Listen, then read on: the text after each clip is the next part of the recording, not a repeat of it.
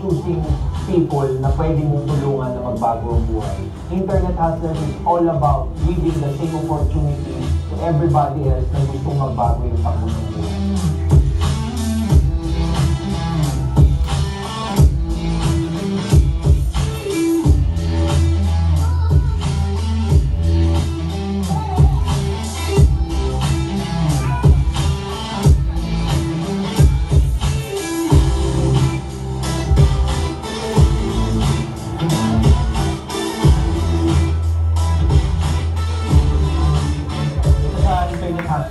Marami kami binabagong buhay nito, especially mga RWs, mga empleyado, mga estudyante.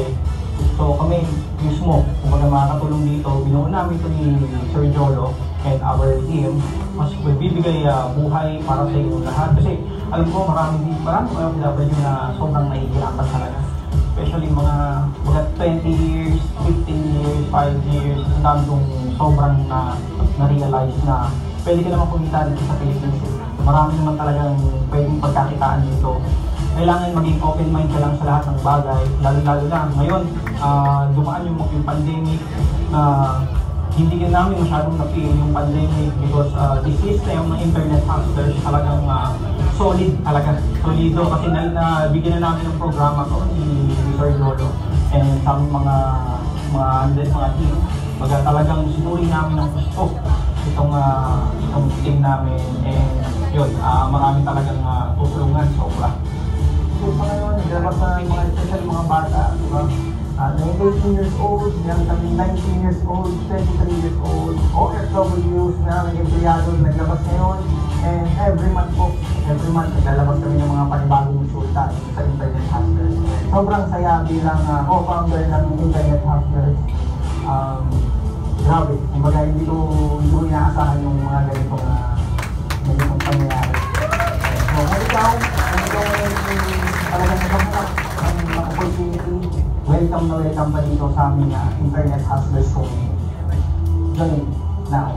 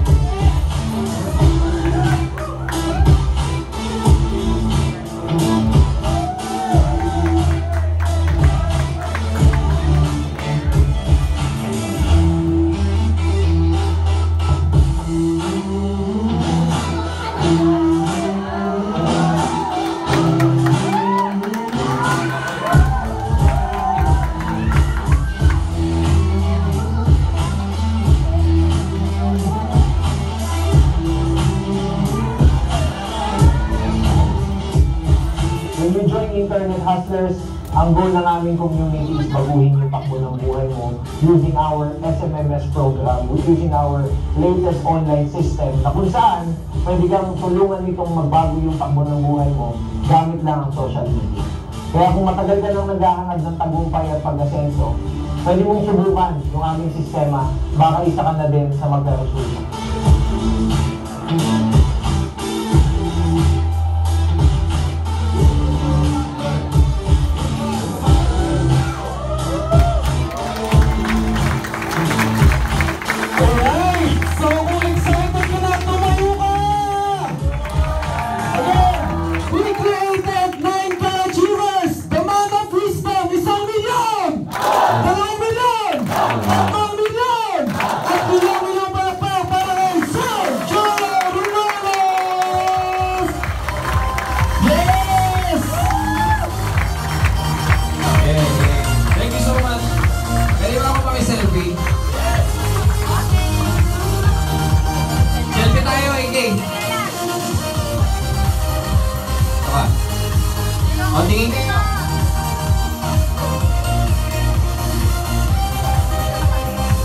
Yes, once again, palakpakan natin Mr. AK! Alejandro! Magaling ba si AK? Yes! Magaling? Yes! Siyempre ako nagturo dun eh. Siyempre, mas magaling. Siyempre nagturo. Hindi. Kamusta? Whenever I see boys and girls. Oh, Pasko na, di ba? Ganyan sa Pilipinas, pagpasok ng Vermans, Pasko na. Masarap ba sa feeling pag Pasko? Masaya ba tayong mga Pilipino pag Pasko? Kaya nga lang, most of us, masaya lang, pero laging walang pera. Yun po yung pinakamahirap na part. Pero syempre, hindi natin maaalis yung realidad na masaya talaga kapag Pasko. Alam nyo po, ganito po yan. Ang mga normal na tao, masaya sila pag Pasko kasi whenever we see Christmas lights, Christmas bazaar, food park, ano pa, mga bagong gamit, na-excite tayo, di ba? Ganun tayo, nasa kultura na natin yan, especially mga Pilipino. Kaya nga lang, may isa pang masaya tuwing magpapasko. Alam nyo kung sino sila? Sila yung mga negosyante. Kasi kapag ka magpapasko, alam na mga negosyante, nakikita sila ng malaki dahil ang mga Pilipino gusto palagi bumibili. That is the exact reality. Ngayon, ito po yung isa pang masakit na realidad. Tayong mga normal na tao, masaya din tayo tuwing magpapasko. Pero sila, 2 beses silang masaya. Bakit? Magpapasko kasi at may pera sila. That's the reality. Ngayon, ang katotohanan niyan na kailangan nating maintindihan lahat. Pasensya na, hindi ako mahilig mag-share. Pero before I leave, I'd like to leave a mark. I'd like to leave a lesson sa mga utak ninyo, especially, can I see the hands of the first-timers? Sige po, lahat po ng mga first-timers kasi lahat ng first-timer na nakakita sa aking nagpe-present, umasenso sa buhay. Yes. So, pero siyempre, ayaw natin sasayangin natin yung pagkakataon na nakita nyo ko, nakita ko po kayo, naging first-timer kayo. Kaya I'd like to share you something na makabuluhan at may matututunan po kayo. Hindi na ako kailangan magsalita pa ng kung ano po yung nakuha ko, kung ano yung na-create ko. Kasi lahat po ng tatayo sa harapan nito at sa stage na to, may naging resulta po talaga.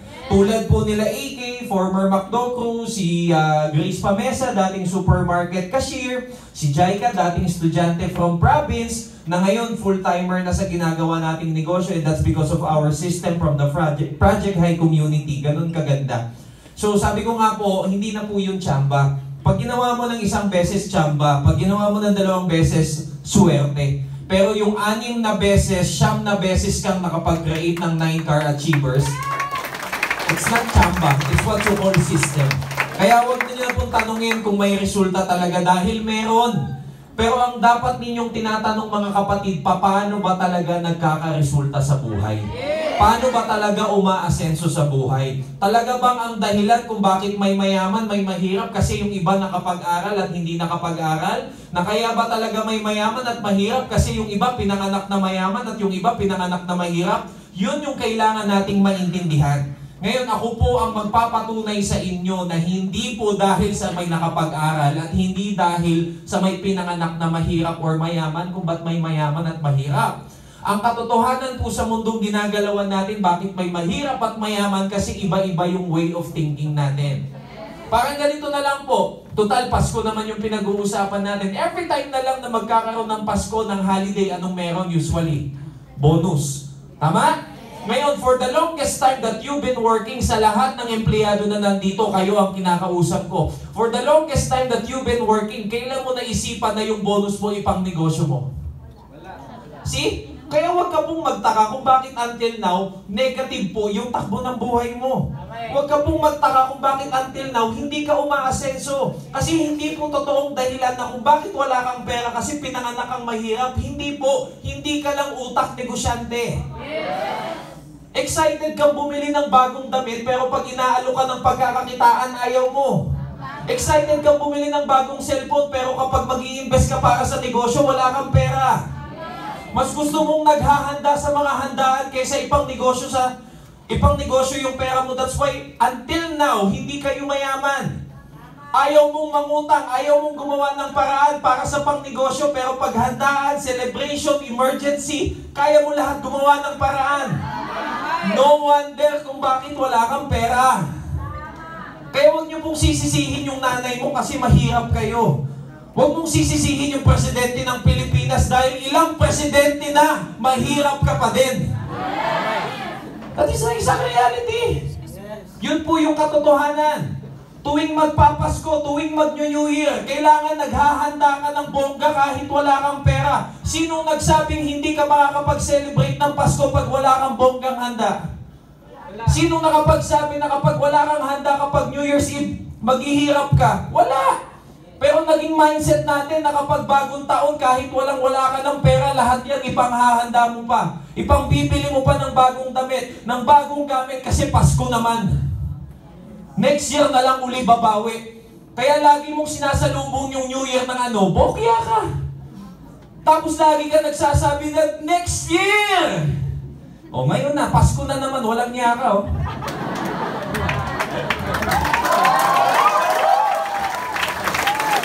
Diba? Magiging successful na ako! Yayaman na ako! O putang ina, Pasko na ulit. Oh, di ba? Tama o tinamaan ka? Tama ka ng tama, hindi yan tama, tinatamaan ka lang. That's the exact reality. Yun yung katotohanan. Wala ka ng pera, bumibili ka pa ng prutas panglagay sa table nyo eh. Di ba? Kailangan 13 kasi swerte. Pag na ilang taon mo na ginagawa, minamalas ka pa din. Alam mo kung sinong swerte? Yung may-ari ng putasan dahil taon-taon na lang binibilan mo. Hindi swerte yung bumibili, ang swerte yung nakakapagbenta. Diba? Yung mga Chinese nagbibenta ng paputok, pampatanggal daw ng mga malas. Hanggang ngayon, malas-malas ka pa din. Halos naputokan ka na ng paulit-ulit. Pwede ka nga bumalik sa kanila, walang yaka ka. Naputokan na ako, malas pa din ako. That is the reality. Lagi ka sinasabihan, magtiklop ng 1,000, ilagay sa bigas. Maglagay ng bilog-bilog dun sa bigas. Diba? Isabit yung ubas dun sa pinto. Puta, kahit ikwintas mo yan eh. Subukan mo naman, ikwintas mo. Sige, dito 1 taon, no? Maniwala ka sa akin, malas ka pa din. Ang hilig mong maniwala sa kasabihan pero hindi ka naniniwala sa magbabago ka. Diba? Ang hilig mong maniwala sa this year, Lord, this year, Lord. Pero ang tanong, this year, may ginawa ka bang pagbabago? Nag-invest ka ba? Nagpadami ka ba ng pera? Nagnegosyo ka ba? Eh bakit ka nag-i-expect ng pagbabago? Eh wala ka namang binabago. Ano katotohanan? Ang pag-asenso ng buhay, hindi yan sa dami ng pera. Dahil araw-araw ng buhay natin at lahat tayo dito, huwag nating ipagkaila at huwag nating i-deny, lahat tayo nakahawak ng pera. Pero hindi mo naisipang palaguin yung pera mo. No wonder kung bakit until now, average yung buhay mo. Ngayon, you better listen to this. I'd like to explain something na mas maiintindihan mo bakit may mayaman at mahirap. Para kumita ka ng pera sa mundo na to, 4 na paraan lang. First-timers, empleyado, estudyante, nagbabalak mag-empleyado, tambay. Lahat kayo makinig kasi para sa inyo to. At kayong mga nanonood, ilan na nasa live natin? 300 nakita ko kanina eh. 300 na tambay? Hindi, joke lang. Okay, para lang at least may idea ka, it's either maging empleyado ka, maging self-employed ka, maging negosyante ka, or maging investor ka. This is what you call the 4 quadrants of earning. Okay, cash flow quadrant kung tawagin natin. The left side of the quadrant is what we call the active income. The right side of the quadrant is what we call the passive income. Bakit po tinawag na active income, Sir Jolo, yung left side? Kasi empleyado, they need to act for them to earn. Empleyado, magaling, matalino, walang trabaho, may kita, wala. Active income. Okay? Self-employed, mga professional, pero walang kliyente, may kita, wala. Active income. Okay? On the right side of the quadrant, this is what we call the business and investment. Yung pinaliwanag sa inyo ni Mr. A.K. Alejado, tawag doon negosyo. Mag-i-invest ka ng pera mo, and through the use of our system, you can leverage yourself. Sir Jolo, ano yung leverage? Mapaparami mo yung sarili mo gamit yung ibang tao. Kasi if you are an employee, you have 100% of a one person. Pag nawala yung isang tao, wala na din yung 100%. May kita wala? Wala. With business, katulad ng ipinaliwanag namin sa inyo dito, you have 1% of 100 person. Baliktad. Ibig sabihin, pag nabawasan ito ng 10, magiging 90, may 90% ka pa din? May kita ka pa? That is why yung mga negosyante, kumikita sila kahit wala silang ginagawa. So yun po yung itinuturo namin sa inyo. And later on, kapag yumaman na tayong lahat, pwede tayong lahat maging investor. Ngayon, mas marami po yung mahihirap na tao, mas marami yung mga average na tao kasi yung iba sa kanila hindi nakakatawid from left side going to the right side. Hindi dahil sa wala silang pera, kundi dahil sa hindi nila naisip or hindi sila naturuan kung paano makatawid papunta sa kabilang side. That is the exact reality. Kaya kung mapapansin mo, sabi nga natin, if you are working as an ordinary employee, it's just like running in the rat race. Alam niyo yung rat race? Alam niyo yung kulungan ng daga? Yung tinatakbuhan ng daga? Tawag doon rat race. Sabi nila, kapag normal kang empleyado, it's just like running in the rat race. Minsan nga lang, pag empleyado ka, nahati sa 2 kinsenas tsaka katapusan. Tama mali? So isipin mo, kung empleyado ka right now, nahati lang sa 2. Minsan kinsenas, minsan katapusan. At kung mapapansin mo, ganun din yung nangyayari sa'yo, umiikot ka ng umiikot pero walang nangyayari. Totoo ba yun? O tingnan nga natin, kinsenas katapusan, may nagbago? Kayong mga non-members at first-timers, kayo yung sumagot. O sipagan pa natin, kinsenas katapusan, may nagbago? O pinakamasipag na, kinsenas katapusan, may nagbago? Meron yung edad mo. Kaya nga, di ba right now, matanda ka na?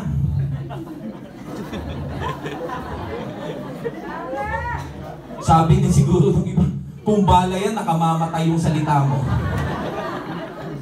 Di ba? That is the exact reality. Huwag mong sabihin walang nagbago dahil umidad ka na eh.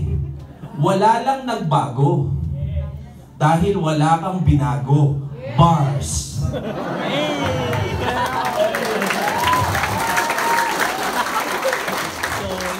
Sabi nga nila, nothing changes if nothing changes. Walang pagbabago kung wala tayong babaguhin. Walang pagbabago kung wala tayong gagawing bago. Yun po yung lagi nating tatandaan. Kaya sa lahat ng mga nandito, you still have the last 4 months of this year. You have to decide today. Kailangan mo mag-decide ngayong araw. And alam niyo po ba sa Project High Community, we have a special offer sa lahat ng non-members na nandito. Excited ka ba? Our offer for this day sa lahat ng non-members natin before December 25, 2023, meron po kaming programa na nakalaan para sa inyo. Tatanungin nyo lang po yung mga taong nag-invite sa inyo. Sir Jolo, ano yung programa ninyo? Tuturuan namin kayong kumita ng 100,000 before December 25. Sa lahat ng non-members and first-timers na nandito, sino yung gusto ng 100,000 bago mag-December 25? O diba? Kasi lahat tayo ay mukhang putang negosyante. Napakawalang yan ninyo. Mukhang pera. Hanip kayo sumagot. Mga wala din pigil yung mga bibig nyo, no? Mukhang pera ang puta. Mga siraulo. Diba naka-live pa tayo? Tapos sabihin ng mga nanonood, puta ng mga tao, yung mga mukhang pera pala. Mukhang negosyante, utak negosyante. Kasi yun yung sinasabi ko sa inyo kaganina, masayang magpasko. Lalo na pag nasa Pilipinas ka, alam na alam natin yan at gustong-gustong maranasan ng mga OFW yan, pero hindi nila maranasan kasi wala sila dito. ngayon tayong mga nandito, kailangan dalawa yung saya. Starting today, ilagay mo sa utak mo yung sinabi ko. Kailangan ngayong Pasko, 2 beses ka magiging masaya. Bakit? Kasi una, dahil magpapasko. Pangalawa, dahil may 100,000 ka. Okay ba yun? Okay ba yung ganong Pasko? Kaya it's about time, guys, you change your mindset. Mindset is everything. Huwag natin i-drama na mahirap tayo, hindi tayo nakapag-aral, galing tayo sa mahirap na pamilya. It does not matter. Dahil kung totoo na ang pagyaman dahil galing sa mayamang family, explain mo sa akin yung galing sa mahihirap na yumaman. Kung ang pagyaman galing sa mataas na pinag-aralan, explain mo sa akin yung mga hindi nakapag-aral pero yumaman. Guys, wag nating hanapan ng dahilan kung bakit hindi tayo umaasenso. Ang kailangan nating gawin, gumawa tayo ng pagbabago para sa bagong resulta na nag-aantay sa atin. Ang 4 na buwan ay napakahabang oras para magkaroon ng bagong resulta. Believe me, may nangyayari sa isang araw, 2 araw, 1 linggo, 1 buwan. Yung 4 na buwan pa kaya. But you need to decide today. You need to decide right now. Sa lahat ng mga members natin, sa mga business partners na nandito, if you don't have the VIP account as of the moment, you have to decide to grab the opportunity para hindi masayang yung pagkakataon po ninyo na mas kumita ng malaki before the end of this year. So our community, the Project High community, has something to offer to each and every one of us. Hindi po ako isa, hindi lang si AK, si Grace, si Jaika ang natulungan ng Project High community. There's a lot of people na natulungan ng community na to na umasenso. Sir, lahat ba ng sumama sa inyo ay yumaman? Hindi. Kasi hindi naman lahat ng tao willing gawin yung kailangan nilang gawin para yumaman sila. Dahil katotohanan, kaya mas marami ang mahirap, gusto nilang yumaman nang wala silang ginagawa. Kaya kung meron po kayong kakilala na gustong yumaman na walang ginagawa, pakisabi, ang kapal naman nila. Dahil wala pong ganun. There's no such thing as easy money. Walang easy money. Diba? Lahat po ng pinagkakakitaan natin or pagpapayaman natin, kailangan may effort tayo. Ito pa po ang point. Gusto mong yumaman, tapos wala kang ginagawa. Parang mo na ding sinabing gustong manalo sa loto nang hindi ka tumataya. Diba yun yung realidad eh? Kaya po sa lahat po na nandito, this is not by accident. This is by appointment. The reason why kung bakit mo ako napakinggan right now, the reason why kung bakit ka naka-attend right now is kailangan mo mapakinggan ito. Hindi lang para sa iyo, kundi para sa lahat ng taong kakilala mo. Para ma-share mo sa kanila yung opportunity na bitbit natin. Yun po yung kailangan nating nating tinatandaan na hindi natin nakikita yung isang bagay para lang sa atin. Nakikita natin yan para i-share natin sa napakaraming tao. Nandito po kami, nandito po ako, nandito po yung whole team ng organization ng Project High Community. Then we will be the one to guide you, to support you, to help you na gawin ng tama yung negosyo para bago mag-December 25, meron kang? Ilagay mo yan sa utak mo right now. Sa lahat ng mga first-timers and non-members na nandito, this is what I want you to do after this event. Puntahan mo, kausapin mo, pag-usapan ninyo, at alamin mo sa kanya kung ano yung sinasabi ko na pwede silang kumita ng 100,000 before 2025. Believe me, masarap mag-celebrate ng Pasko, masarap mag-celebrate ng New Year, lalo na pag may pera ka. Ganun siya kasimple, kaya huwag mong patagalin. If you can decide today until tomorrow to become part of this community, we are more than willing to help all of you. Lahat kayo kaya naming i-guide. Dahil this is not the first time na gagawin namin to. We've been running the system, we've been running the community of Project High for the longest time. Napakarami na pong natulungan. Napakaraming car achievers, millionaires club members. Hindi na po tsamba yung tawag doon, sistema. At ikaw po, wala kang gagawin kundi sumabay ka lang. Kaya sa lahat na nandito, sa lahat ng mga first-timers, you are very welcome to join our growing community. Pagtulong-tulungan po natin ang pag-angat at pag-asenso na to at tapusin natin ang 2023 na may pagbabago ang buhay. Maraming salamat po!